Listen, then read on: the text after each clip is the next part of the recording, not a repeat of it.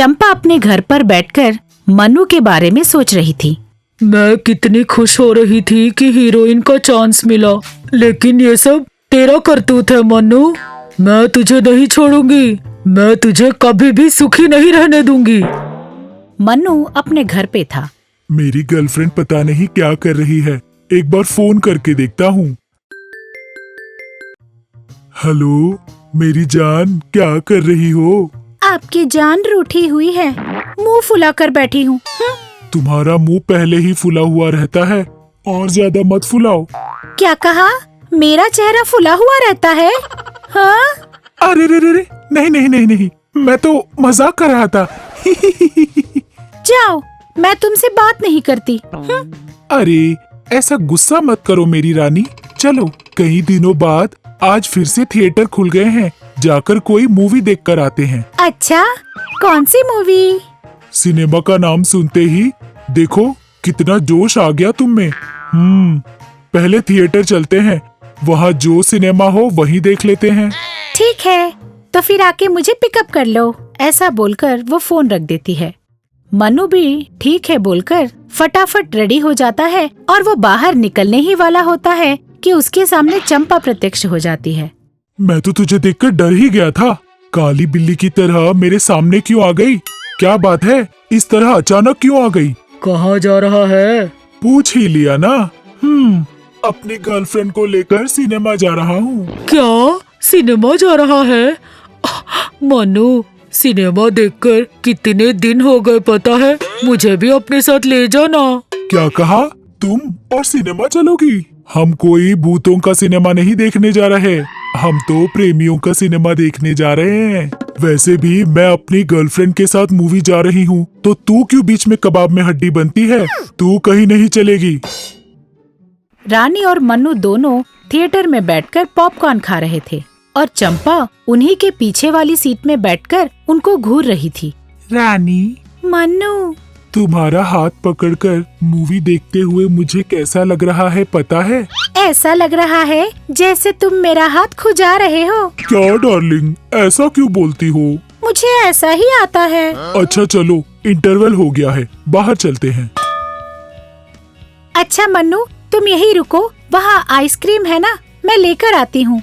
ऐसा बोलकर रानी जाती है। रानी के जाते ही सौम्या नाम की लड़की मन्नू के पास आकर, हाय। हाय, क्या चाहिए तुम्हें? यहाँ से विजयवाड़ा कैसे जाते हैं? हाँ, बस चढ़कर जाते हैं। आप बोट में नहीं जा सकते क्या? हैदराबाद से विजयवाड़ा तक कोई नदी जा रही है क्या? बड़ी आई बोट में जाने वाली।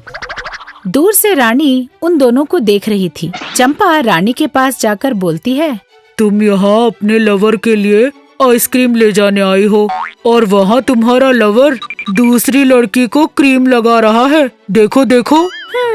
कौन है वो लड़की? जाकर तुम ही पूछ लो। देखना, वो तुझसे बोलेगा कि उस लड़की ने विजयवाड़ा जाने का रास्ता पूछा था और ये भी बोलेगा कि वो बोट में जाने के बारे में पूछ रही थी। चंपा की बातें सुनकर रानी को बहुत गुस्सा आया और वो सीधे मन्नू के पास पहुंची। तब तक सौम्या वहाँ से चली गई। कौन थी वो लड़की? वो लड़की, वो मुझसे पूछ रही थी कि विजयवाड़ा कैसे जाना है। अच्छा, तो उसने ये भी पूछा होगा कि वहाँ बोट में कैसे जा सकते हैं? हाँ, इतना सही कैसे बोल रही हो? तुम मुझे उल्लू बना रहे हो। ऐसा बोलकर उसने अपने हाथ में रखे आइसक्रीम को मन्नू के चेहरे पर मारा और वहाँ से चली गई। मन्नू, रानी, रानी, रानी। इस तरह वो चिल्ला रहा था, मगर रानी नहीं रुकी। चंपा मन्नू के पास आकर बोली, अब आया ना मजा। मैंने पूछा था कि सिनेमा ले जा, तो तूने मुझे मना कर दिया था ना। अब कैसा लगा मन्नू?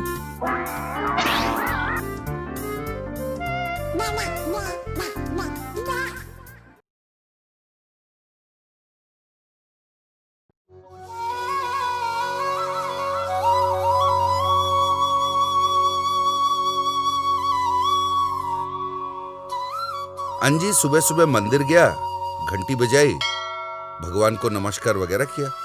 भगवान, एक हाथ में ब्लेड रख दिया, दूसरे हाथ में कैंची। चलो कोई बात नहीं, पर भरी हुई पर्स वाली एक जेब क्यों नहीं दिखा रहे हो भगवान? क्यों भगवान आपको मुझ पे इतना गुस्सा है? इसलिए आज मैं आपका ही हुंडी उठा के भाग रहा हूँ। उसने फिर से घंटी बजाई और बस अंजी और हुंडी दोनों गायब। अंजी मंदिर में गायब हुआ तो अपने घर में प्रत्यक्ष हुआ। हे भगवान, इस हुंडी में सोना, चांदी, पैसे, गहने, इतना कुछ दिला दे भगवान। हुंडी में से 5 रुपए का एक सिक्का गिरा, गोल गोल घुमा और नीचे गिर गया। ये देखकर अंजी के होश उड़ गए। लगता है भगवान के भी पैसे टाइट है। हे भगवान। अरे, हुंडी को ढूंढते हुए कहीं पुजारी जी तो नहीं आ गए? कौन आया होगा? दरवाजे के सामने अंजी का दोस्त बॉस को खड़ा था। ए, तू है? दरवाजा क्यों खटखटा रहा था? बुला सकता था ना? लगता है कोई बड़ी पेटी चुराई है। पेटी तो बड़ी है पर खाली है। अरे, इस पेटी के बारे में भूल जा, तेरे को सही मैटर बताता हूँ। क्या है? ये शहर के चोरों की इलेक्शन हो रही है। हाँ तो? तू खड़ा हो जा, जीत जाएगा ना तो शहर तेरी मुट्ठी में। अच्छा, ऐसा हो सकता है? अरे हाँ, तू इलेक्शन लड़ रहा है, जीत रहा है और पूरी शहर की वाट लगा रहा है। चल ठीक है, वाट लगा देते हैं। फिर वो इलेक्शन में खड़ा हुआ और जीत भी गया। जीतने के बाद उसने सारे चोरों की एक मीटिंग बुलाई। मेरे प्यारे चोर भाइयों, आपके अमूल्य वोट देके मुझे जिताने के लिए बहुत धन्यवाद। आज तक आपने जितनी भी मुश्किलें उठाई, उनका अंत करते हुए मैं नए रूल्स एंड रेगुलेशंस बनाऊंगा। आज से अगर एक घर पे किसी का नजर हो तो उस घर पे दूसरा नहीं चोरी कर सकता। आज से हमारा यूनियन का चंदा होगा आपके चोरी का सिर्फ 10%। आज से आप कौन से इलाके के कौन से घर पे चोरी करने जा रहे हो, हमें एक दिन पहले ही इत्तिला कर देना, क्योंकि तब हम ये देख सकते हैं कि उसी वक्त उसी घर पर आपका कोई दूसरा साथी ना पहुंच जाए।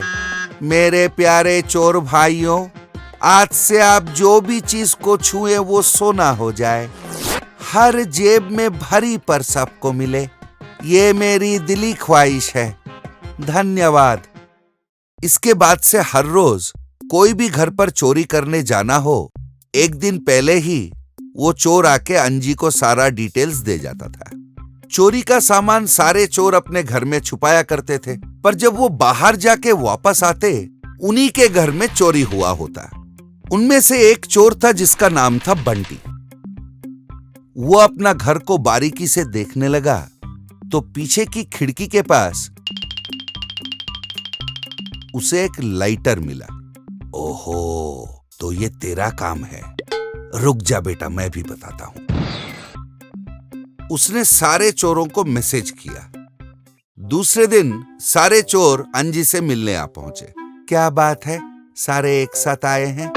ओह, एक बैंक चोरी करने का सोच रहे थे। आप हमारा साथ दो तो 50% आपका, बाकी हम सब लोग बांट लेंगे। उस दिन रात को सारे चोर मिलकर वो बैंक के पास गए और ताला तोड़ दिया। अब अंदर चलो। आप चलिए सर, हम यहीं रहते हैं, कोई आए तो सिग्नल दे देंगे। अंजी लॉकर तक पहुंचा और उसे खोलने की कोशिश कर रहा था। इतने में उस पर कई सारे लाइट गिरे। पीछे बहुत सारे पुलिस वाले खड़े हुए थे। You are under arrest.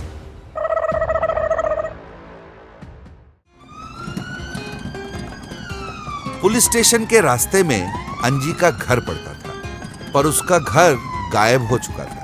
ईंटों समेत सब कुछ चुराया गया था।